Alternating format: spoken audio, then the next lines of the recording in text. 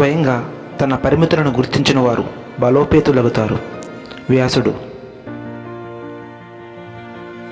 మనం ఇతరుల్ని గమనించిన అంతగా మనల్ని మనం గమనించుకోలేము.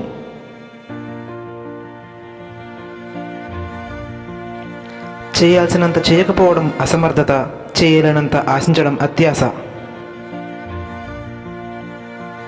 ఒక వ్యక్తి యోగ్యుడై ఉండి కూడా తన శక్తి ప్రదర్శించకపోతే అవమానాలను పొందుతాడు. ఋగ్వేదం. పతనానికి ముందు అహంకారం నడుస్తుంది.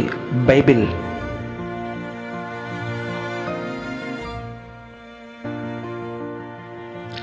కోరికలు లేకపోతే బాధలే లేవు.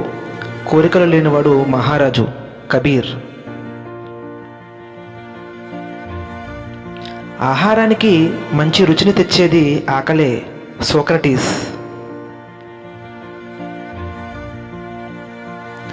ఎంతటి విలువైన మాణిక్యమైన బంగారాన్ని ఆశ్రయించినప్పుడే శోభిస్తుంది. చాణక్యుడు. మృత్యువును జయించడం కన్నా ఇంద్రియాలను జయించడం గొప్ప విషయం. మహాభారతం.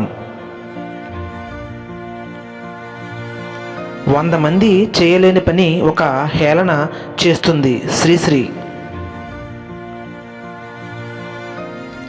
అభిమానవంతుడు ఎన్ని కష్టాలు వచ్చినా చెడ్డ పనులు చేయడు.